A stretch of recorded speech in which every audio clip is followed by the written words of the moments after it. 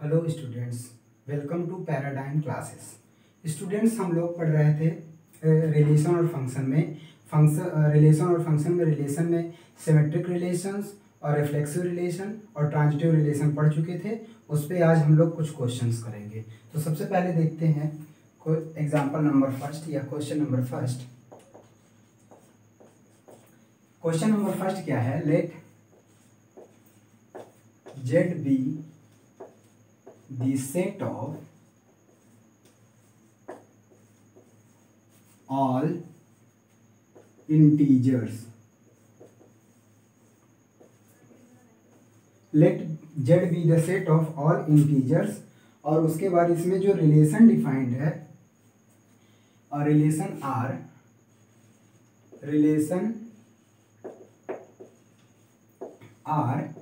is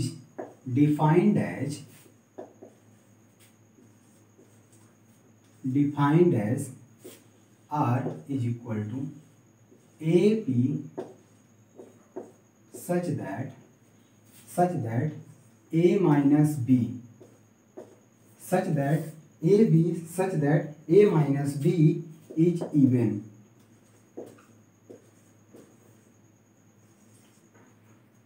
Then so that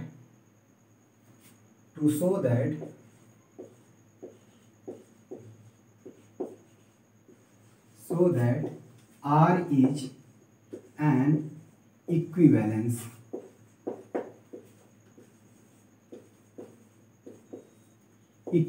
है solution. देखिए question पहले समझ लीजिए।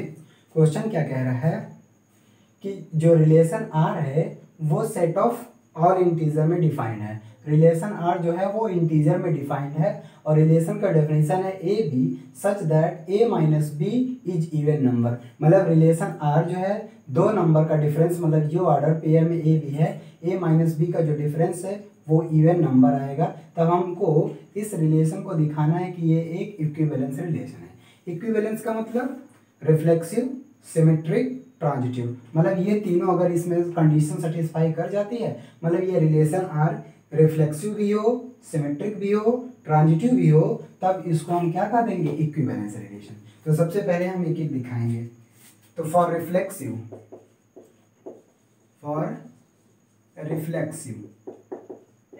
अब देखिए रिफ्लेक्सिव में हमको क्या दिखाना रहता है? रिफ्लेक्सिव में हमने बोला था कि रिफ्लेक्ट करे जब इंटीजर R का कोई एलिमेंट, इंटीजर Z का कोई एलिमेंट अपने आप से ही क्या हो? रिलेटेड हो। मतलब कि let A belongs to Z। A क्या है? इंटीजर है और हमको शो करना है to show that A belongs to R for every A belongs to Z। मतलब कि रिफ्लेक्सिव के लिए हमको शो करना है कि A R में बिलोंग कर रहा है। मतलब A खुद से रिलेटेड है A से, मतलब कि A is related to A। यदि ऐसा हो जाएगा तो हम इसको रिफ्लेक्सिव कह देंगे। अब देखिए रिलेशन R ये क्या बोल रहा है? R तो हमने क्या मान लिया? हमने मान लिया कि A Z में बिलोंग कर रहा है। अब A कब बिलोंग करेगा R में? जब ये कंडीशन सेटिस्फाई करेगा। और इसका डेफिनेशन क्या है? इसका डेफिनेशन है a b such that A minus b even. ये इवन होना चाहिए, यही ना। अब हम A B के स्थान पे A माने हैं।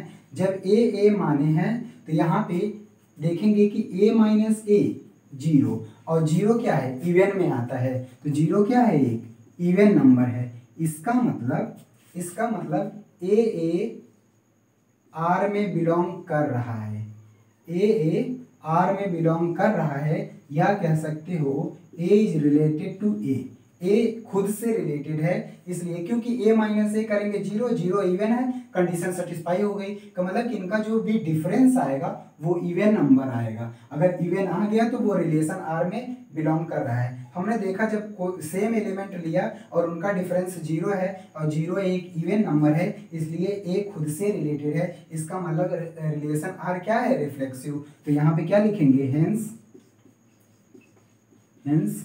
R is reflexive R is reflexive in Z, R is reflexive in Z, Z में R क्या है, रिफ्लेक्सिव। अब हम आते हैं सिमेट्रिक के लिए, दूसरा फॉर सिमेट्रिक,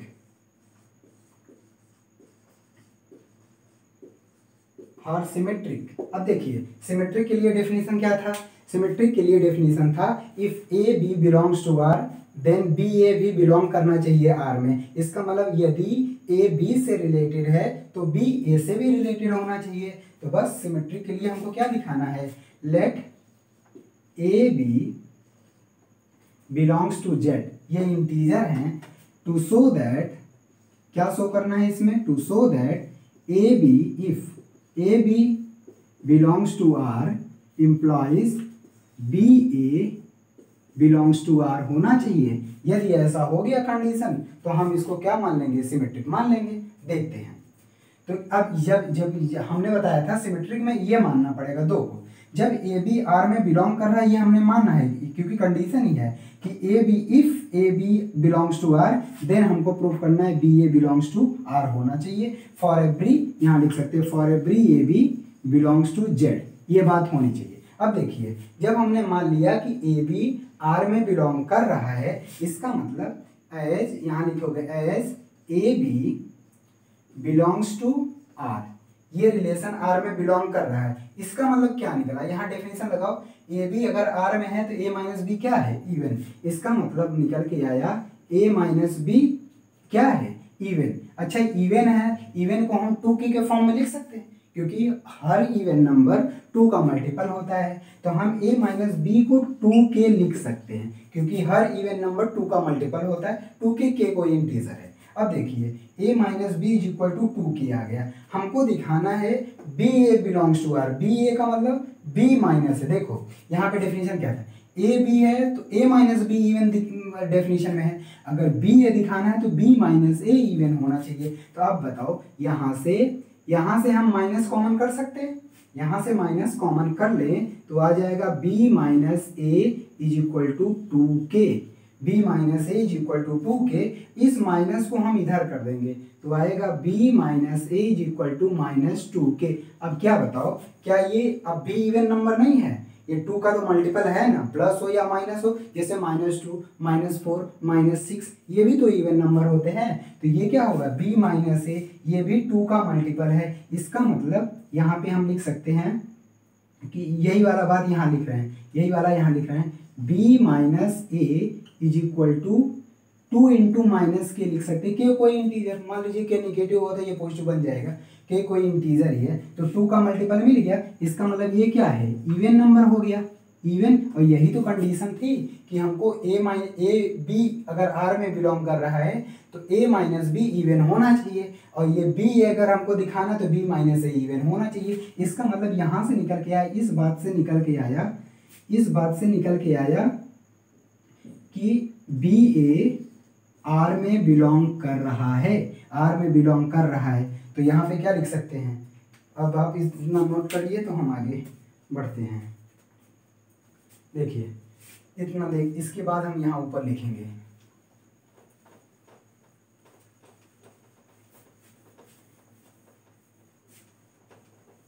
तो ये बात लिख रहे हैं, ये वाली बात यहाँ पे h b minus a is equal to even, ये इंप्लाइज करता है कि b A belongs to are,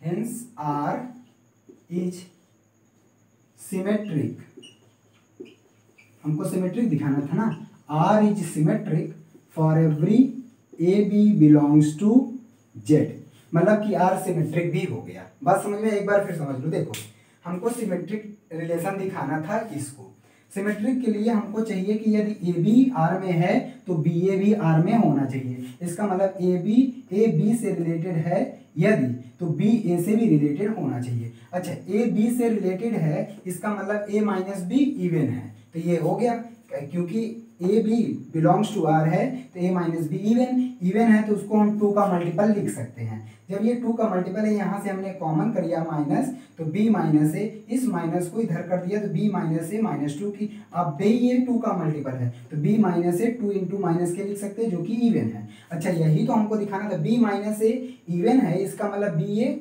are में बिलोंग कर रहा है। उल्टा सोचो ना, a माइनस बी इवन है तो ए बी आर में बिलोंग कर रहा है, या ए बी आर में बिलोंग कर रहा है तो a माइनस बी इवन है। वही बात तो यहाँ निकली, b minus a even number है तो b A belongs to R होगा। तो b माइनस ए इवन है तो बी ए आर में बिलोंग करेगा, इसलिए क्या मिल गया, आर सिमेट्रिक होगा। क्यों? क्योंकि यहाँ पे ए बी आर में बिलोंग कर रहा था, हमने दिखा दिया बी ए भी आर में बिलोंग कर रहा है, इसलिए आर सिमेट्रिक इन जेड हो गया।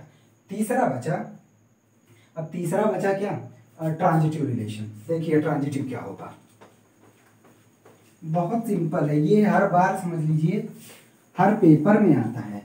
आप पिछला पेपर अनसॉल्व उठा के देख लीजिए प्रीवियस ईयर का, उसमें एक क्वेश्चन पक्का इधर से पूछता है सिमेट्रिक ट्रांजिटिव दिखाने के लिए। अब देखिए for transitive relation, for transitive के लिए, अब ट्रांजिटिव के लिए हमको क्या दिखाना था, ट्रांजिटिव में हमने बताया था 3 देना है। यदि ए b, if A B B C belongs to R then we have to show that A C belongs to R. तो बस यहाँ पे करना है, इसमें क्या करना रहता है, let A B C belongs to Z, A B C integer हैं, एंड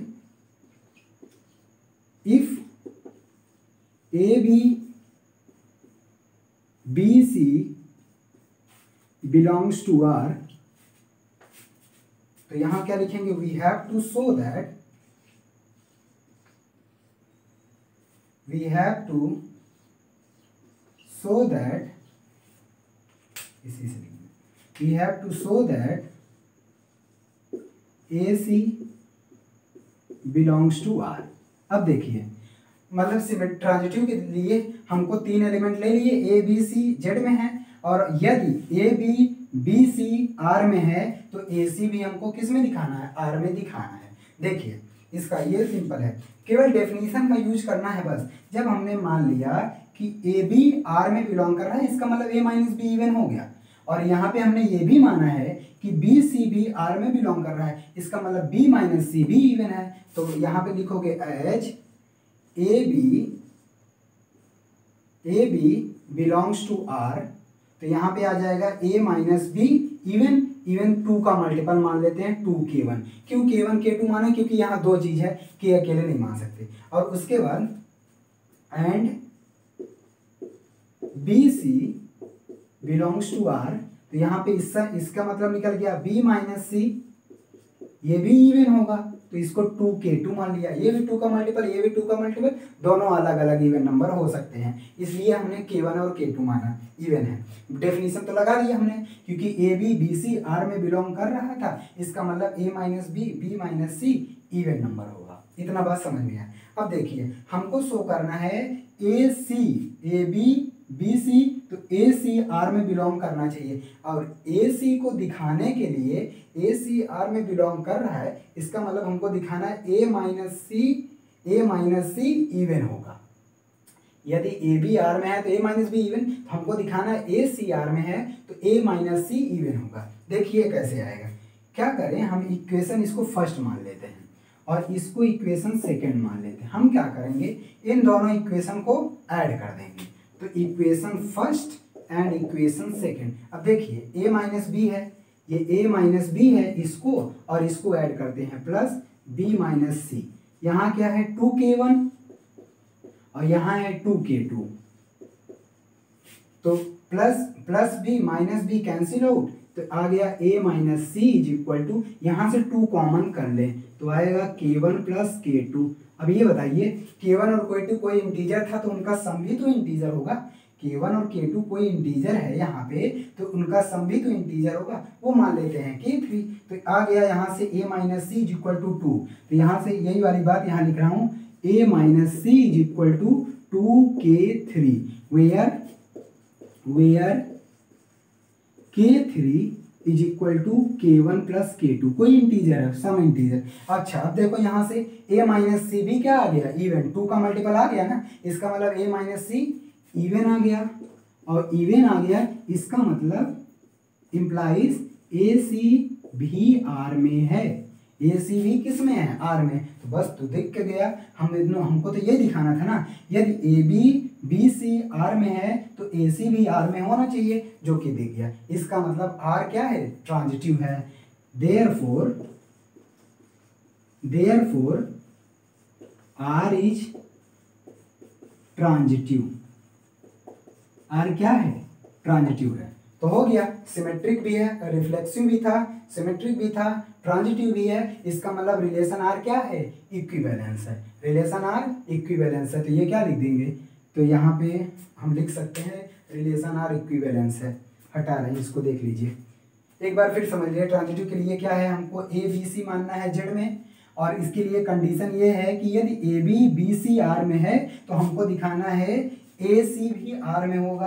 अब हमने जब इसको मान लिया कि ए बी सी आर में है तो a minus b even number होगा by definition, b minus c even number होगा बाय डेफिनेशन। इन दोनों को हमने ऐड कर दिया तो ए माइनस सी ये भी इवन नंबर आ गया, और ए सी जब ये इवन आ गया इसका मतलब बाय डेफिनेशन ए सी भी आर में बिलोंग करेगा, और यही हमको शो करना था। इसका मतलब आर क्या है, इक्विवेलेंस रिलेशन हो गया, आर इक्विवेलेंस रिलेशन हो गया। अब हम चलते हैं आगे एग्जाम्पल, अब हम चलते हैं आगे।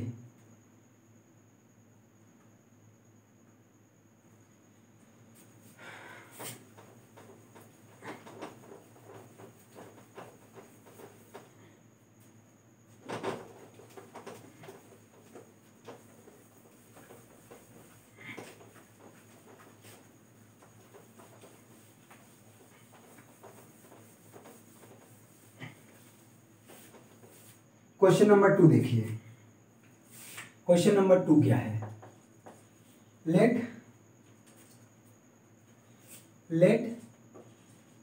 ए be the set of all, let A be the set of all lines in xy plane, in a plane है। let A be the set of all lines in a plane, और let R be the relation, और R क्या है, R be the relation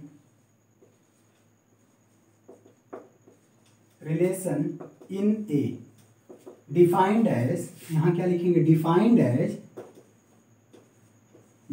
as R L1 L2 such that L1 perpendicular L2 ये दिखाना है। तो so that R is symmetric but neither reflexive nor transitive, मतलब कि इसमें शो करना है कि ये सिमेट्रिक है, चेक करना है सिमेट्रिक है, रिफ्लेक्सिव है, ट्रांजिटिव है या नहीं है, ये सब शो करना है। चलिए देखिए, दिखाते हैं इसका क्वेश्चन सॉल्यूशन। इसका सॉल्यूशन क्या होगा, देखिए पहले क्वेश्चन समझ लीजिए। क्वेश्चन क्या कह रहा है कि ए सेट है all lines in a plane, क्या है, ए कोई सेट है किसका, all lines in a plane, किसी प्लेन में रहने वाले सभी लाइंस का सेट है ये, और आर रिलेशन डिफाइंड है क्या, L1 L2 लाइन है, line L1 line L2 such that L1 perpendicular L2, मतलब कि दो लाइनों के परपेंडिकुलर का रिलेशन है। अब हमको एक हम यहाँ चेक करेंगे, चेक करेंगे। पहले देखते हैं फॉर रिफ्लेक्सिव, देखिए for reflexive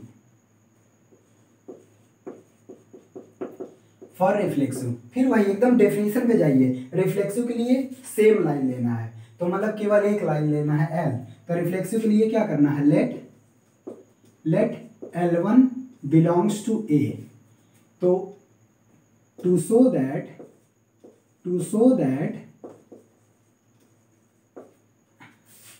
L1 belongs to R, यही तो रिफ्लेक्सिव के लिए होता है कि कोई एलिमेंट खुद से अगर रिलेटेड हो तो वो रिफ्लेक्सिव हो जाएगा। तब देखिए L1। अब ये बताइए, डेफिनेशन है परपेंडिकुलर का, क्या कोई लाइन अपने आप का परपेंडिकुलर हो सकता है? जैसे ये कोई लाइन है, ये लाइन है कोई, ये लाइन है, क्या ये लाइन अपने आप का परपेंडिकुलर है? अपने आप का परपेंडिकुलर मतलब ये लाइन है, इसी के बराबर एक और लाइन इसकी कॉन्करेंट में ऐसे ही रख दो, जैसे ये लाइन है, यही एक और लाइन, तो ये दोनों लाइन तो सेम है, क्या ये दोनों परपेंडिकुलर है? नहीं। मतलब कि कोई भी लाइन अपने आप का परपेंडिकुलर नहीं होता, हर लाइन अपने आप का पैरेलल हो सकता है, कॉन्करेंट हो सकता है, लेकिन परपेंडिकुलर नहीं होता। तो यहाँ पे क्या लिखेंगे हम condition, as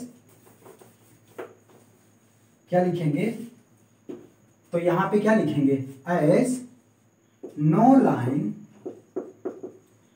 line is perpendicular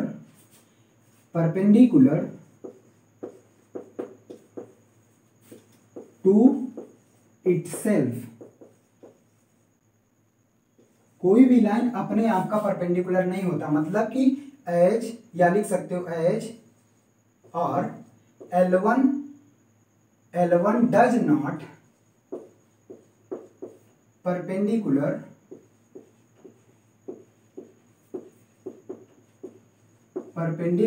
L1 अपने आप का परपेंडिकुलर नहीं है, therefore या hence L1 does not belongs to R। ये L1 R में बिलोंग नहीं करेगा। जब R में ये बिलोंग नहीं करेगा तो ये क्या है, R रिफ्लेक्सिव नहीं है। तो यहाँ क्या लिखेंगे, therefore R is not reflexive। R is not reflexive। समझिए, केवल क्वेश्चन था, हमको दिखाना था कि ये रिफ्लेक्सिव है कि नहीं। रिफ्लेक्सिव में हमने बताया था कि हर कोई एलिमेंट अपने आप से ही रिलेटेड है। तो हमने एक एलिमेंट मान लिया L1 A में बिलोंग कर रहा है, तो हमको शो करना है L1 ये R में बिलोंग कर रहा है। ये R1 में बिलोंग करने के लिए हमको दिखाना कि क्या L1 अपने आप के परपेंडिकुलर है। तो कोई भी लाइन अपने आप के परपेंडिकुलर नहीं होता है, इसका मतलब L1 अपने आप के L1 के परपेंडिकुलर नहीं है, therefore L1 does not belongs to R, hence we can say that R is not reflexive। R reflexive नहीं है। बात समझ में आया? अब देखिए अगला दिखाना है हमको क्या, सिमेट्रिक। तो फॉर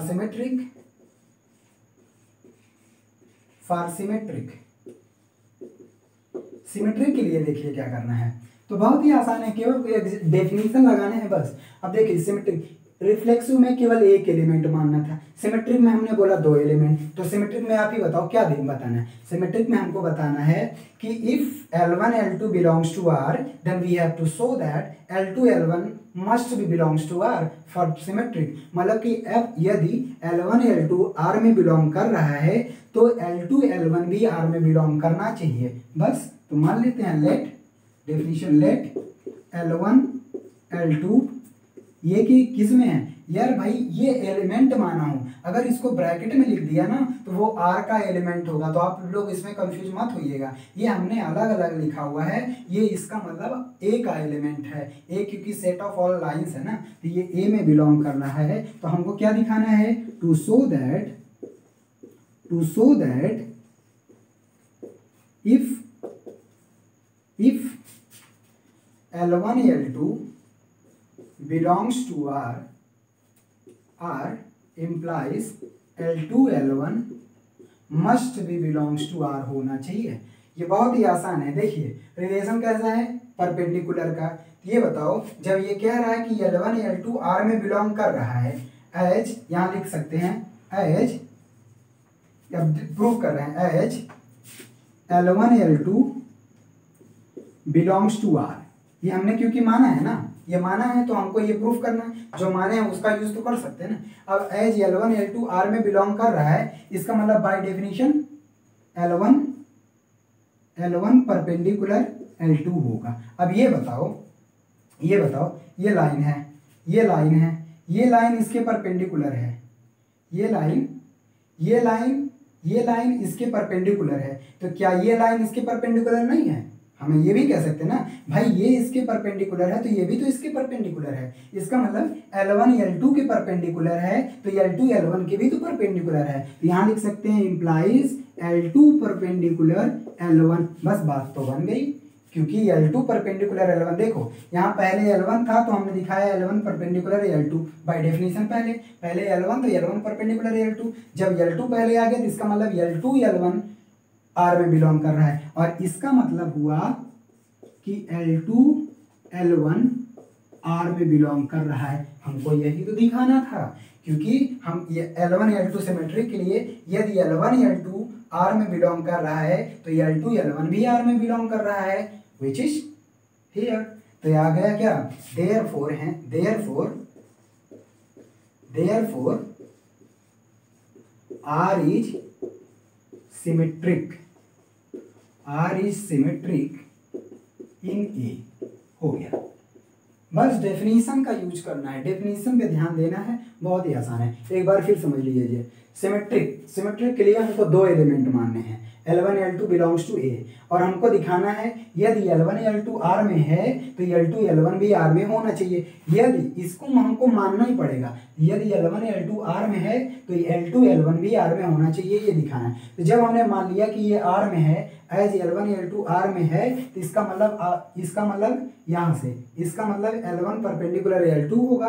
जब L1 परपेंडिकुलर L2 होगा इसका मतलब कि L2 भी L1 के परपेंडिकुलर होगा, क्योंकि बताया ना ये इसके परपेंडिकुलर है तो ये भी तो इसके परपेंडिकुलर है, इसका मतलब L1 L2 के परपेंडिकुलर है तो L2 L1 के भी परपेंडिकुलर होगा। जब L2 L1 के परपेंडिकुलर है तो by definition L1 perpendicular L2 तो L1 L2 लिखें, तो L2 परपेंडिकुलर L1 तो L2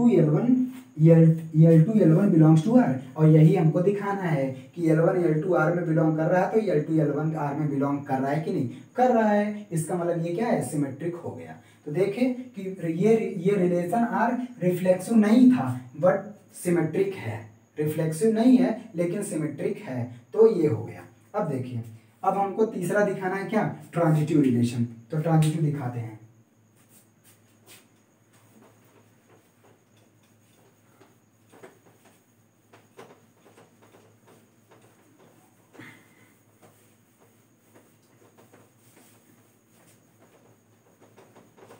देखिए ट्रांजिटिव के लिए क्या करना है, for transitive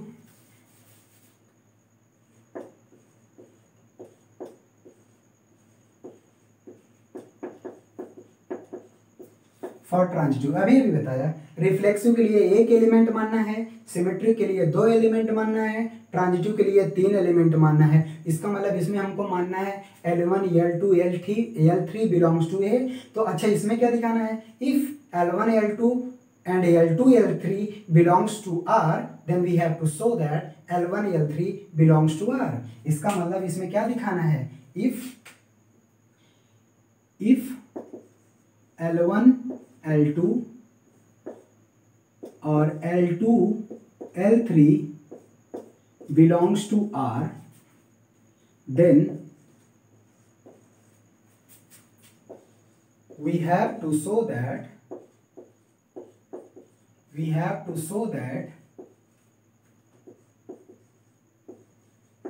L1 L3 belongs to R for every L1 L2 L3 belongs to A। ऐसे ही एकदम एग्जाम में भी लिखना है। अब देखिए, तो ट्रांजिटिव में हमको क्या दिखाना है, यदि L1 L2 L3 R में बिलोंग कर रहा है तो हमको दिखाना है L1 L3 भी R में बिलोंग कर रहा है, for every L1 L2 L3 belongs to R A। अब देखिए तो इसको कैसे करना है, जब हमने मान लिया कि L1 L2 L3 R में बिलोंग कर रहा है, इसका मतलब L1 L2 के परपेंडिकुलर है और L2 L3 के परपेंडिकुलर है। तो यहाँ लिखो एज L1 L2 और L2 L3 belongs to R। जब ये R में बिलोंग कर रहा है इम्प्लाइज, इन दोनों का मतलब वो हुआ by definition L1 perpendicular L2 और क्या है L2 परपेंडिकुलर L3, इसका मतलब ये हुआ। हमको शो करना है L1 L3 के परपेंडिकुलर है। अब देखिए ये बात आप इसमें प्लेन में, ये प्लेन में बोला है, इसका ध्यान रखना है आपको। ये नहीं कि आप लोग सोच रहे होंगे, मैं एक एग्जांपल लेके बता दे रहा हूँ। आप लोग सोच रहे होंगे जैसे ये लाइन L1 है, ये L2 है, तो ये एक दूसरे के परपेंडिकुलर हैं। अच्छा, ये L2 है, ये L3 है, ये भी परपेंडिकुलर हो गए, लेकिन ये तीनों और ये परपेंडिकुलर है, इसका मतलब ये वाली लाइन और नीचे वाली लाइन ये भी परपेंडिकुलर है, क्योंकि ये आप ऐसे कर सकते हो, ऐसे देखो, आप सोच सकते हो ऐसे कि ये L1 है, ये L2 है, ये L3, ये L1 L2 के परपेंडिकुलर है और L2 L3 के परपेंडिकुलर है, तो L2 L3 के परपेंडिकुलर, तो L3 L1 के भी परपेंडिकुलर है। लेकिन ध्यान क्या देना है, ये तीनों लाइनें एक प्लेन में नहीं हैं, ये तीनों लाइनें ये 3D में हैं, प्लेन में नहीं है, स्पेस में है। तो यहाँ ध्यान इस बात की देनी है कि किसमें सेट डिफाइन है।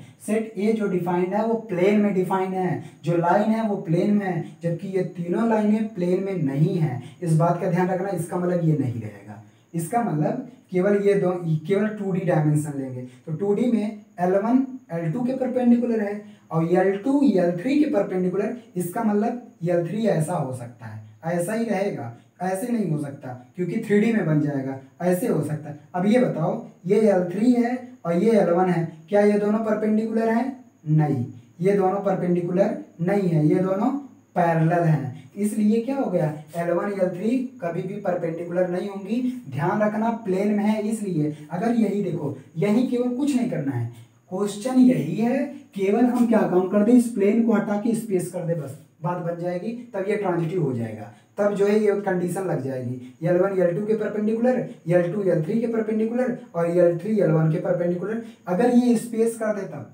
स्पेस नहीं है, प्लेन है, इसलिए ये परपेंडिकुलर नहीं होगा, पैरेलल होगा। तो इस बात का खास ध्यान रखना है, एग्जाम में यही करेगा। बुक में बच्चे क्या करते हैं, बुक में यही देखे रहते हैं, तुरंत कर देते हैं। एग्जाम में वो प्लेन हटा के स्पेस कर दिया, पूरा क्वेश्चन पढ़े भी नहीं, केवल ये डेफिनेशन देखे, वो परपेंडिकुलर वाला तो मैंने कर रखा है, करके रट के चले आए, खुश होके आए कि मैंने तो पूरा पेपर किया हुआ है। तो पता चलता है वहाँ चेंज किया हुआ था। तो इस बात का ध्यान रखना है आपको, प्लेन दिया या स्पेस दिया हुआ है। तो बस यहाँ पे देखो, L1 L2 के परपेंडिकुलर है, L2 L3 के परपेंडिकुलर है, तो यहाँ पे होगा इट इज, क्या लिखोगे, इट इज नॉट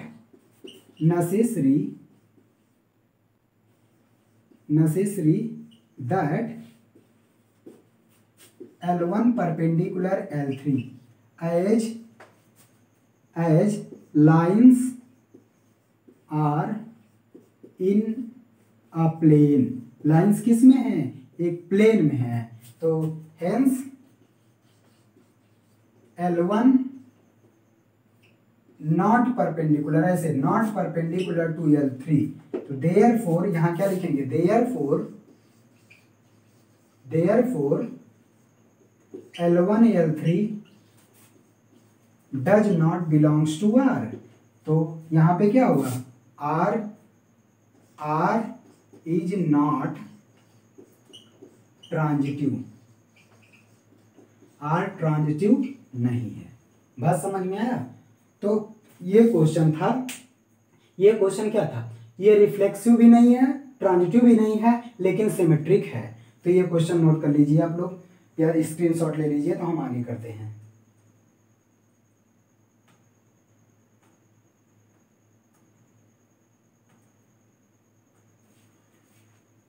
हाँ,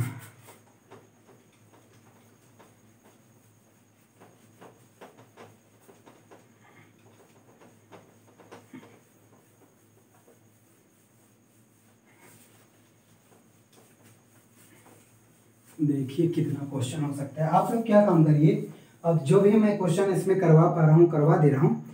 जो भी आपका क्वेश्चन या डाउट हो, किसी भी बुक से लगाते हो, RD शर्मा, IAS अग्रवाल, या जो भी आपके पास जो भी रेफरेंस बुक हो, या NCERT से लगा रहे हो आप क्वेश्चन, क्या करिएगा, पैराडाइम क्लासेस नाम से एक मेरा टेलीग्राम चैनल है, पैराडाइम क्लासेस।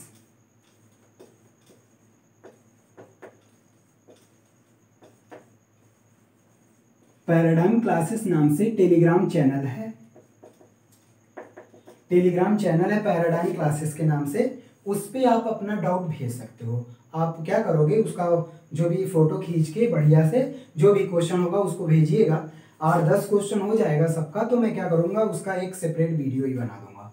तो आप यहाँ पे अपना डाउट कर सकते हो, क्योंकि सारे के सारे क्वेश्चन करवाना तो यहाँ पे पॉसिबल नहीं है ना। तो हम जो भी इम्पोर्टेंट लग रहा है उसको मैं करवा दे रहा हूँ। अगर इसके अलावा भी आपका डाउट बचता है तो आप इस टेलीग्राम चैनल पे आप भेज सकते हो, हमको दे सकते हो। हम आगे क्वेश्चन करते हैं, क्वेश्चन नंबर 3। क्वेश्चन नंबर 3 ये क्या है, let's S be the set of all real number. तो ये क्या है, let S be the set of all real number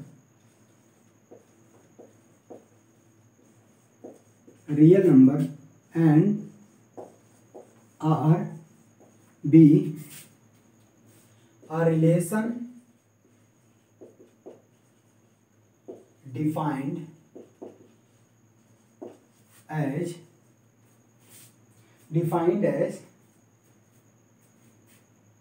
R is AB such that 1 plus AB greater than 0। ठीक है, यही है, ये है। इसको हमको दिखाना है, चेक करना है रिफ्लेक्सिव है, सिमेट्रिक है या ट्रांजिटिव है, ये चेक करना है इसको। देखिए सॉल्यूशन, रिफ्लेक्सिव, सिमेट्रिक, ट्रांजिटिविटी, इसको चेक करना है। क्या करना है, पहले ट्रांजिटिव दिखाएंगे, for reflexive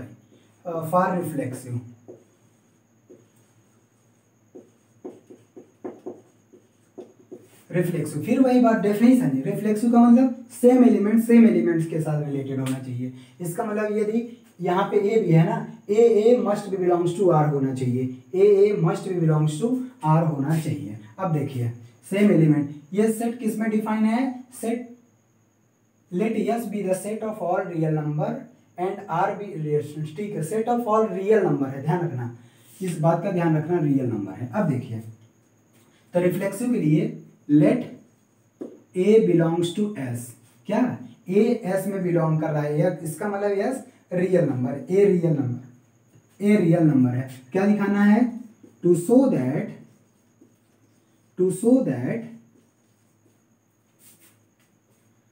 A belongs to R. अच्छा, ए आर में बिलोंग कर रहा है, इसका मतलब हमको ये कंडीशन सेटिस्फाई करवानी पड़ेगी। अब देखिए तो हम जानते हैं ए तो निकालते हैं 1 प्लस ए इंटू ए, इसका मतलब 1 plus A square.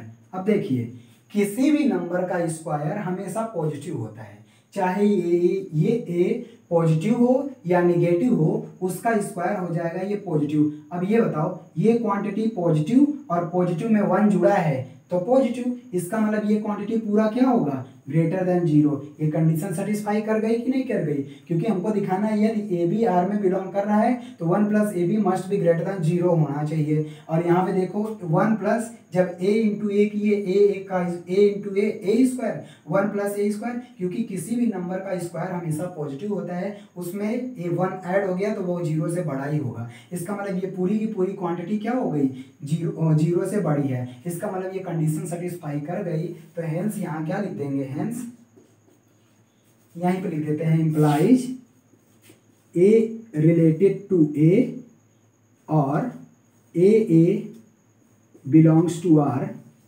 For every A belongs to S.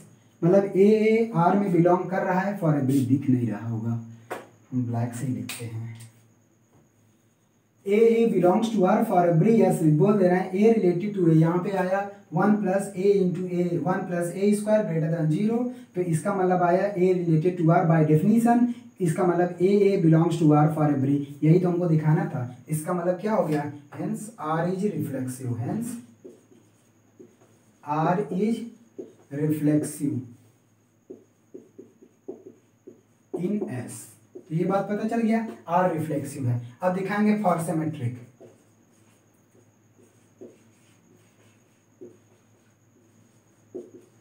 For symmetric देखिए बाबू, सिमेट्रिक में वही है, डेफिनेशन आपको यूज करना है कि यदि ए बी आर में बिलोंग कर रहा है तो बी ए भी आर में बिलोंग कर रहा है। बस डेफिनेशन का यूज करना है आपको, बाकी कुछ नहीं करना। और ये हर बार हर अनसॉल्व में आप प्रीवियस ईयर का क्वेश्चन पेपर उठाइए, वहाँ पे आपको ये क्वेश्चन देखने को मिलेगा।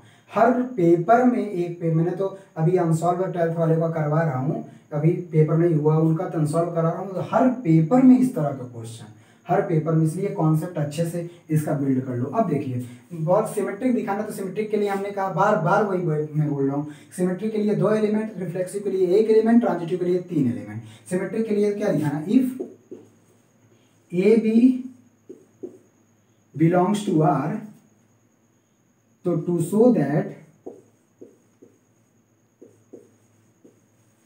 B A belongs to R, यही शो करना है ना। यदि ए बी आर में बिलोंग कर रहा है तो हमको शो करना है बी ए भी आर में बिलोंग कर रहा है। अब देखिए जब इसको हमने मान लिया है कि ए बी आर में बिलोंग कर रहा है, as a B belongs to R, a B R में बिलोंग कर रहा है, इसका मतलब 1 plus a b greater than 0 by definition. हमने अपने से नहीं किया, ये डेफिनेशन हमने यूज किया ना कि यदि ए बी आर में है तो इसका मतलब 1 plus a b greater than 0 होगा, तो लिख दिया। ए बी आर में बिलोंग कर रहा है तो 1 plus a b greater than 0 होगा। अब ये बताइए 1 तो सबके लिए ठीक है, तो हम 3 इंटू 5 करें या 5 इंटू 3 करें, बात तो एक ही आएगी ना।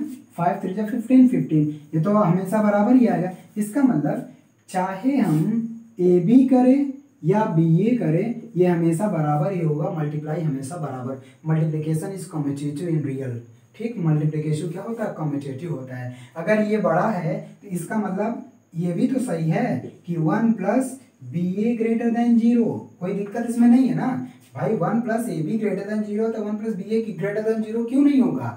मैं एग्जाम्पल बता देता हूँ, देखो 1 प्लस 2 इंटू 3, ये अगर 0 से बड़ा है तो क्या 1 प्लस 3 इंटू 2, क्या ये 0 से बड़ा नहीं होगा, ऑलरेडी होगा, हमेशा होगा।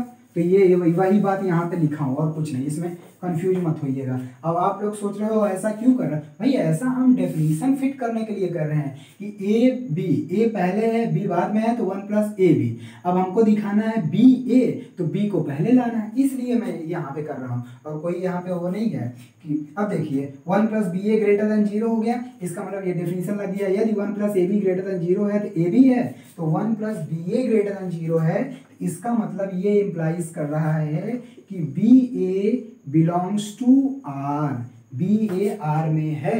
अब बी ए यही तो दिखाना था, ए बी आर में है तो बी ए भी आर में आ गया। हेंस क्या लिखोगे, hence R is symmetric, R is symmetric in S for every in S, बस ऐसे लिखो, R is symmetric in S. समझ में आया। तो ये कंडीशन थी, तो इसका मतलब ये सेट आर जो है वो सेट यस में, रिलेशन आर सेट यस में रिफ्लेक्सिव भी है, सिमेट्रिक भी है। अब बारी आती है ट्रांजिटिव की, और ट्रांजिटिव के लिए हमने क्या बोला था, 3 एलिमेंट लेने पड़ेंगे ए बी सी, और इसमें दिखाना क्या है, if A B B C belongs to R we have to show that A C belongs to R. मतलब कि यदि A B B c R में बिलोंग कर रहा है तो ए सी भी आर में बिलोंग करना चाहिए, तभी हम उसको ट्रांजिटिव कहेंगे, अदरवाइज ट्रांजिटिव नहीं कहेंगे। चलते हैं देखते हैं क्वेश्चन ट्रांजिटिव के लिए।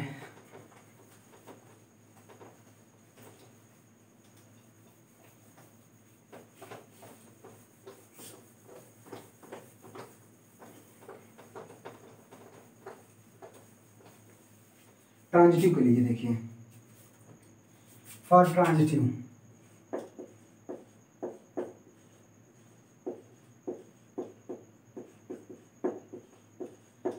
तो ट्रांजिटिव के लिए 3 एलिमेंट लेंगे, तो इसमें क्या दिखाएंगे, if A B B C belongs to R, to show that, क्या शो करना है, to show that A C belongs to R, हमको शो करना है ए सी आर में बिलोंग कर रहा है। अब देखिए, अब ए सी आर में बिलोंग कर रहा है तो बस पहले तो जब हम जो हमने माना है a B B c R में बिलोंग कर रहा है तो इसका डेफिनेशन का यूज करो। तो as a B B C belongs to R, जब ये आर में बिलोंग कर रहा है इसका मतलब 1 plus a b greater than 0 और यहाँ से 1 plus b c greater than 0। हमको शो करना है 1 प्लस, हमको शो करना है ए सी भी आर में बिलोंग कर रहा है, इसका मतलब हमको शो करना है 1 प्लस ए सी ग्रेटर देन 0। समझ में आया? हमको ये शो करना है 1 प्लस ए सी ग्रेटर देन 0, ये शो करना है। ठीक, तो यहाँ पे हटा देते हैं। अब देखिए, अब हमको इन्हीं दोनों की हेल्प से वो बात लानी है। देखिए पहले एक एग्जांपल से देख लीजिए, आ जाता है 1 प्लस ए सी ग्रेटर देन 0।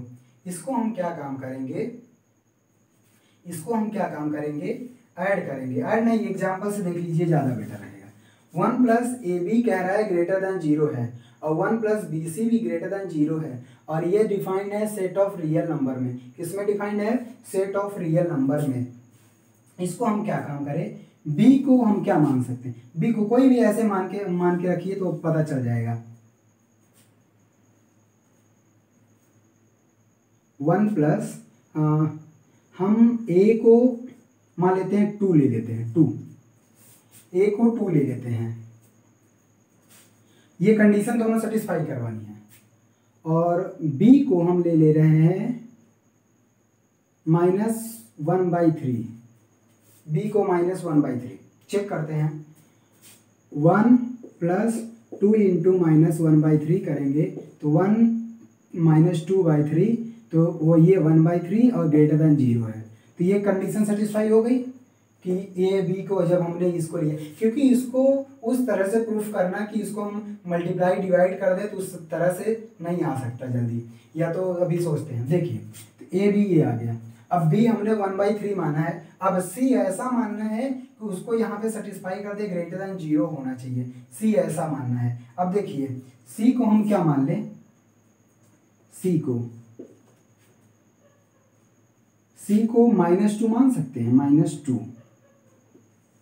देखिए हम ऐसा करेंगे कि हम इस कंडीशन को फेल करने के, जब भी दिखाना हो कि वो नहीं है या है, तो उसको हमको पहले सोचना है कि नहीं है कैसे दिखाएं। मतलब ये ट्रांजिटिव हमको दिखाना है, हम ये सोचें कि ट्रांजिटिव नहीं है, ये बात हम दिखाएं, प्रूफ कर दे कि नहीं है। क्योंकि किसी एक के लिए, क्योंकि डेफिनेशन है for every ABC belongs to R के लिए ये बात सही होनी चाहिए, और किसी एक के लिए हम ये बात फेल कर देंगे तो वो नहीं होगा ट्रांजिटिव। बात समझ में? क्योंकि डेफिनेशन है फॉर एवरी ABC के लिए ऐसी बात होनी चाहिए। लेकिन अगर किसी एक condition, particular condition real number है तो रियल नंबर हमारे ऊपर है, कुछ भी हम ले सकते हैं, और कोई एक कंडीशन ऐसा दिखा दो जिसमें ये बात फेल हो जाए तो वहाँ पे हम कह सकते हैं क्या कि वो ट्रांजिटिव नहीं है। तो सी हमने -2 ले लिया। अब चलो यहाँ पे प्रूव करो, 1 प्लस क्या है BC, तो BC लो, -1/3 B -2 माइनस प्लस 1 + 2/3 और ये तो पॉजिटिव दोनों है, greater than 0।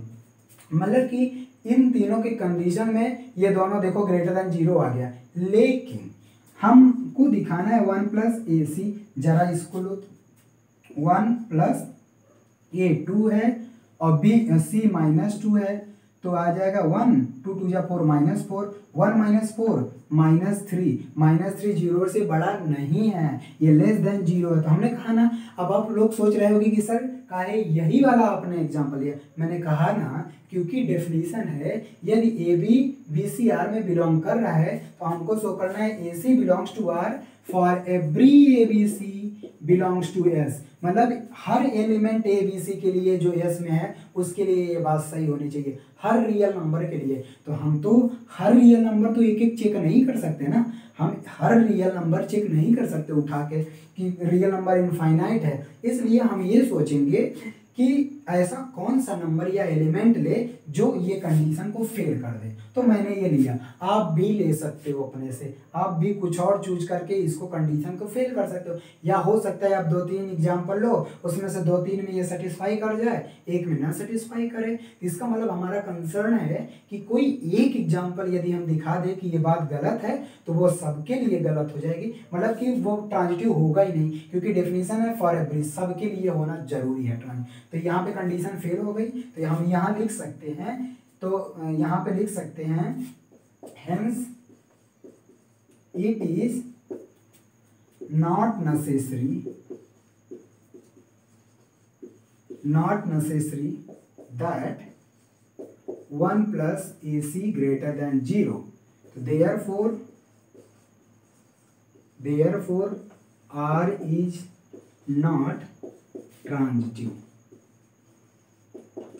R is not transitive. R transitive नहीं है। तो देखिए इस रिलेशन R को रिफ्लेक्सिव भी है, सिमेट्रिक भी है, लेकिन ट्रांजिटिव नहीं है। तो ये कंडीशन आप सोच रहे होंगे कि काहे ये एग्जाम्पल इसलिए लिया क्योंकि इन दोनों की इक्वेशन की मदद से हम ये वाली कंडीशन 1 प्लस AC लाना मुश्किल है। मतलब आने को तो आ जाएगा लेकिन इससे भी कठिन आपको समझना हो जाएगा। इसको क्या करना पड़ेगा, दोनों को मल्टीप्लाई करना पड़ेगा, फिर अप्रोक्सीमेशन लगाना पड़ेगा, फिर मैक्सिमम मिनिमम की कंडीशन लगानी पड़ेगी, तब जाके कहीं पे ये आपको समझ में आएगा। तो अभी आप अलजेब्रा में उतना पढ़े भी नहीं हो मैक्सिमम मिनिमम, तब कैसे समझें। तो इसलिए आप पर्टिकुलर एग्जाम्पल, इस तरह के क्वेश्चन पर्टिकुलर एग्जाम्पल से आप क्या कर दो, इसको फेल कर दो कंडीशन को, तो ज़्यादा बेटर रहेगा। कोई काटेगा नहीं एग्जाम में, ये मत सोचो कि एग्जाम में नंबर कट जाएगा, नहीं ऐसा नहीं होगा। आप लोग कर लीजिए, विश्वास करिए हो जाएगा ऐसा। ठीक है, तो ये हो गया। अब आपका काम क्या है, जो भी आपका डाउट होता है आप ये टेलीग्राम चैनल है पैराडाइम क्लासेस, इस पे आप अपना डाउट्स जो भी होता है उस पे भेजिएगा। हम क्या करेंगे, 8-10 क्वेश्चन हो जाएंगे, हम उस पर एक सेपरेट वीडियो बना देंगे और उसके साथ साथ अपने दोस्तों को शेयर करना है, सब्सक्राइब और बेल आइकन दबा देना है, जिससे कि आप हर नोटिफिकेशन यहाँ से पा सकते हो। और उसके बाद हम नेक्स्ट में इसमें एग्जाम्पल तो इतना ही करवा रहे हैं, और उसके बाद जो भी आपका डाउट होगा पूछिएगा, और बाकी हम अगले टॉपिक पे चलेंगे इसके अगले क्लास में। Thank you.